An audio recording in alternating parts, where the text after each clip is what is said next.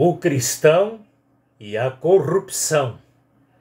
No livro do profeta Miqueias, no capítulo 2, versículo 10, lemos: Levantai-vos e andai, porque não será aqui o vosso descanso, por causa da corrupção que destrói, sim, que destrói grandemente. Miqueias 2, versículo 10. O tema da Junta de Missões Estaduais no Paraná este ano é tempo de reconstruir. A divisa está no livro de Neemias, capítulo 2, versículo 18. Reconstruir o quê? A partir do ano 1972, quando entrei de tempo integral para fazer parte do Ministério da Pregação do Evangelho, fui surpreendido com alguns casos de corrupções maculando a pureza na prática do Evangelho. Foi para mim uma surpresa desagradável. À medida que o tempo foi passando, ao invés da correção, fomos convivendo com o crescimento desse comportamento no meio evangélico.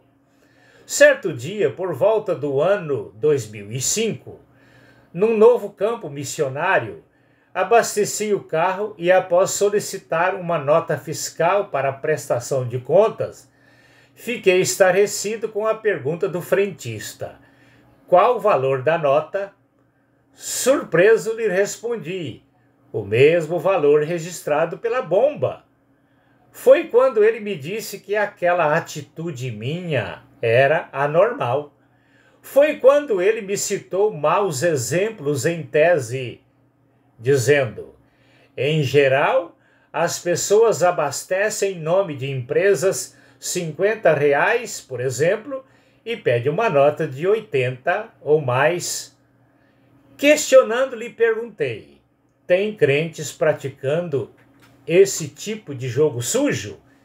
Ele me respondeu: tem até pastores. Diante de cada comportamento irregular como esse, tenho sempre a mesma pergunta: Jesus faria isso se estivesse em nosso lugar? Tal comportamento me faz lembrar o pensamento: a função do navio é estar dentro do mar, mas o mar não pode estar dentro do navio. De um tempo para cá, inúmeros grupos evangélicos vêm estabelecendo divisões nas igrejas denominadas tradicionais para formar igrejas com títulos renovadas. Renovadas em quê? Em pesquisas, alguns que tinham comportamentos irregulares ou irregulares nas igrejas de onde saíram, não mudou em nada para melhor. A reconstrução ou renovação não é uma questão de criação de títulos de igrejas, e sim a reconstrução da própria vida sob o controle do Espírito Santo em todos os sentidos, criando na vida do cristão o verdadeiro caráter de Jesus Cristo. Após a conversão cristã, a vida do apóstolo Paulo mudou em todos os sentidos. A razão foi o que ele passou a viver e dizer: Cristo vive em mim. Essa reconstrução na vida do apóstolo Paulo proporcionou-lhe mudança de vida com os seguintes reflexos dele: eu tenho a mente de Cristo. 1 Coríntios 2,16. A minha face reflete a glória do Senhor. 2 Coríntios 3,18. Trago no meu corpo as marcas do caráter de Cristo. Gálatas capítulo 5, versículos 22 até o capítulo 6 e o versículo 17. A minha vida é controlada pelo poder de Cristo. Filipenses 4, 13. A minha vida exala o perfume de Cristo. 2 Coríntios capítulo 2, versículo 15. As bases para a reconstrução de vidas. Um antigo cântico diz: só o poder de Deus pode mudar teu ser. A prova que eu te dou que ele mudou o meu. Essas palavras me fazem lembrar do impacto causado pela igreja primitiva em Jerusalém. Usando a nossa linguagem, os não cristãos admirados e interessados em fazer parte daquele grupo ou daquela comunhão perguntaram a Pedro e aos demais apóstolos: o que precisamos fazer para nos tornar participantes deste povo? Pedro lhes respondeu: arrependei-vos e cada um de vós seja batizado em nome de Jesus Cristo para perdão dos pecados e recebereis o dom do Espírito Santo. Atos capítulo 2, versículos 37 e 38.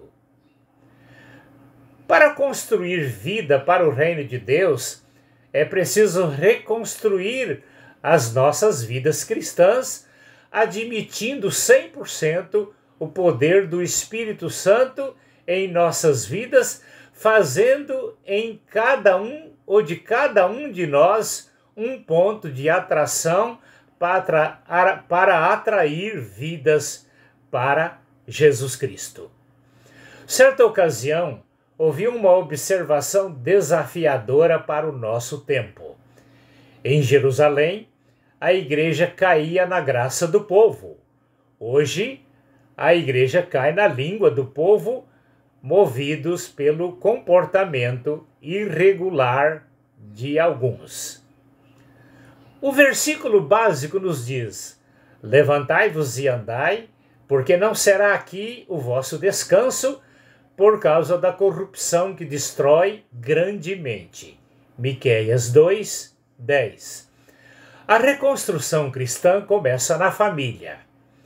Encerro esta reflexão tomando emprestado as palavras do grande líder Josué.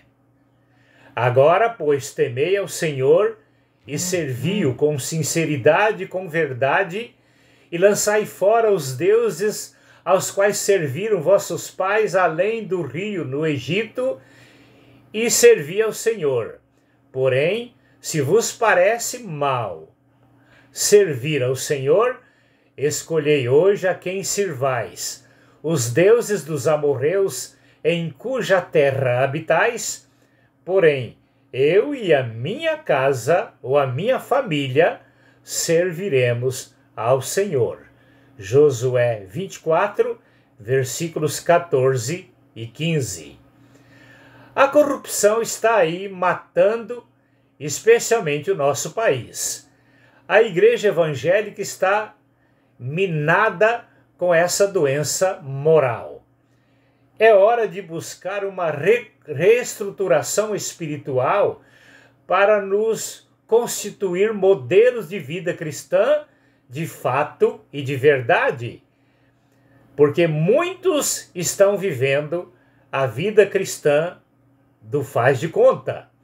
Uma vida cheia do Espírito Santo é dotada de autoridade, coragem e poder no combate aos poderes das trevas, refletindo nos sistemas governamentais pelos inimigos, ou seja, refletido nos sistemas governamentais pelos inimigos de um governo que admitiu Deus como o líder do seu país, o líder de todos, e a verdade como absoluta na vida de cada ser humano, não só na vida dos cristãos.